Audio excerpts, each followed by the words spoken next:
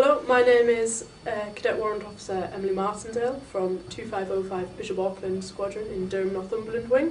And with me I have Cadet Corporal Robert Simmons from 70 Squadron, Crofton Cultures, Greater Manchester Wing. And is it alright? And here today we're with Air Commandant Dawn McCafferty. And is it alright if we're going to be able to ask you a few questions, Of course, ma'am? yeah, absolutely. Alright. Firstly, ma'am, how have you found your time since you became Commandant? Oh, exhilarating and busy, very time demanding, but fantastic fun, I have to say. I've done 9 months now in post and the time has flown by. Learning lots about cadet activity, meeting literally hundreds of people, but great fun so far. Right. With all of the cutbacks in the Air Cadets, how are you going to protect all of the activities in the ACO? Well, what we've been asked to do is put together something called the 2020 strategy, which is to try and prioritise what we're going to do with Air Cadets right the way through to 2020 and beyond. So we've done a lot of high-level work in the last 8 months to decide what it is we need to prioritise. And obviously aviation is at the heart of it, so flying and gliding, aviation studies, that sort of thing is what we want to focus our attention on. But also, you're quite right, we've got a decreasing budget and a decreasing defence budget and lower numbers of RAF stations to support us. So we're going to do some studies with the RAF on what we call parenting to see if the RAF can continue to provide us with support for the longer term, and also do a complete review of the cadet syllabus to make sure that it's appropriate and it's relevant and it's what cadets still want to do. So there's a lot of high-level work going on to make sure that actually the Air Cadets can continue to be as good as it is and hopefully get better through to 2020. What are your key priorities for the Air Cadets to support our parent service, the RAF? Well, again, coming out of the 2020 strategy, it was definitely to keep the air in Air Cadets. So that was very much core to what we were trying to achieve. And the flying and gliding review that Regional Commandant North actually contributed a lot of time to has ensured that the Chief of the Air Staff and the Air Cadet Council know that that's what's at the heart of the gliding, flying experience for cadets. And that without it, there's no point being Air Cadets because air is what it's all about. So that's the top priority.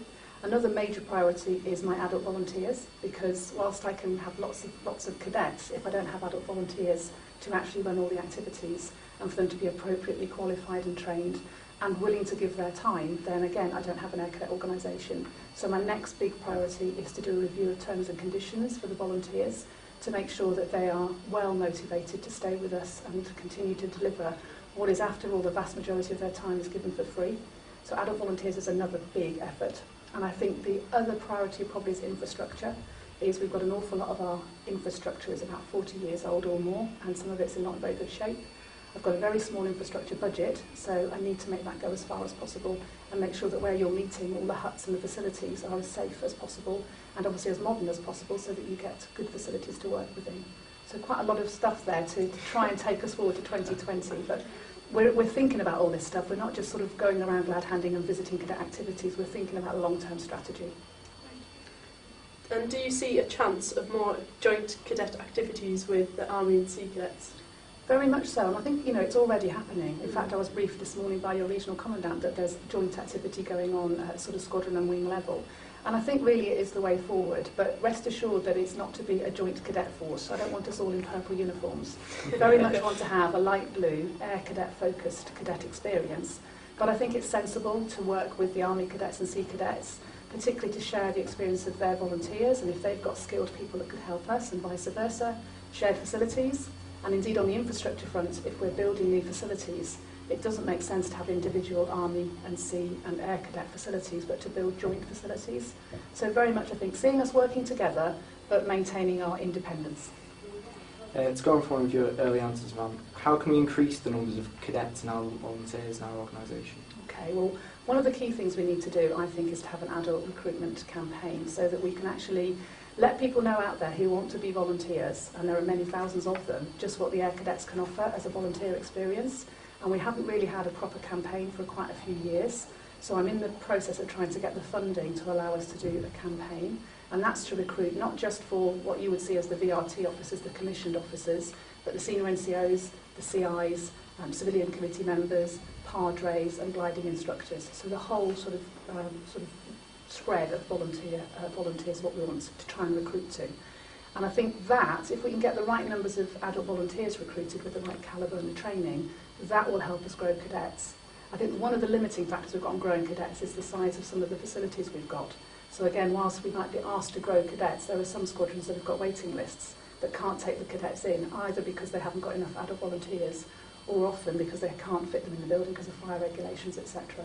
So there are two sort of major challenges there. So I want to have an adult recruiting campaign as my priority. If you could change one thing about the organisation, what would it be? Oh my goodness, that's one to ask. What would I do to change it? I'd have my own fleet of aircraft so that I could actually control I've got obviously access to the volunteer gliding squadrons, but to actually have a fleet of air experience flights that are actually owned and controlled by me, so I could actually do delivery of gliding from within my organisation and delivery of air experience flying. But that's a dream. Chief of the Air Staff isn't about to give me a Hercules or a TriStar to play with, but I guess, if I could have my own fleet that I had full control over and I could deliver air experience flying, at my beck and call rather than begging for others to do it for us. That's not to say we don't get a very good service from the air experience flights that support us, but, obviously they're also supporting university air squadrons, so to have our own fleet would be cracking. Where do you see the cadet organisation 5 or 10 years, ma'am? Well, again, that's where the 2020 strategy sees us. I certainly see it as independent and light blue and hopefully growing. I suspect we might see a reduction of our public funding because that's the way all budgets are going. So I'm hoping to counterbalance that with perhaps some more non-public money, some charitable funding. I'd like to think that we have really gripped the idea of what the volunteers are all about and tried to deliver terms and conditions for them that will make them want to stay with us.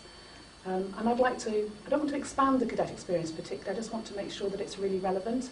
So again, reviewing what you cadets experience and making sure it's what teenagers of today actually want to do, because most of us on the volunteer side, unless we've come through as junior cadets now to senior cadets and volunteered, most of us are of a certain age and a certain generation that it's actually quite hard to say and understand what a teenager is about. So I think we need to interact with cadets and say to you, what would you like to be doing in 5 or 10 years' time? I do ask that question of a lot of cadets, and most of them just say more of the same. More flying, more shooting, and more camps. So perhaps that's the answer. We should be looking at in 5, 10 years' time, more flying, more camps, and more shooting. And our last question is, so what has been your highlight of being Commandant? Let me think. I came out of the regulars after 23 years as a group captain, and I thought that was perhaps the end of my service career, and I was reasonably comfortable that I'd had a good career so far. Putting my uniform back on after 5 years away and actually being promoted as well was a massive achievement for me. To get promoted to Air Commodore and given a command tour and given the Air Cadet organisation to command was probably the highlight of my achievement so far. The rest of it, each day, each weekend, I go out and I meet cadets and volunteers, and each day is just great fun. It's great to get out from the headquarters and see what the cadets are actually experiencing and be able to thank the volunteers, because without the volunteers we wouldn't have, for example, a day like we've had today at Luton, where we've had a major field regional training day, and the number of people here behind the scenes who've made it possible. Cadets are having a great time, doing lots of activities and lots of competitions. Behind the scenes there's hundreds of volunteers who've made it possible. So going around today, seeing the cadets, which is great, but also saying thank you to volunteers. That's a highlight that happens every week. Well, thank you for your time, ma'am. I hope you've had a nice day here today. I have, thanks very much. And that's all of our questions now. Great. So it's goodbye from me. And goodbye from me.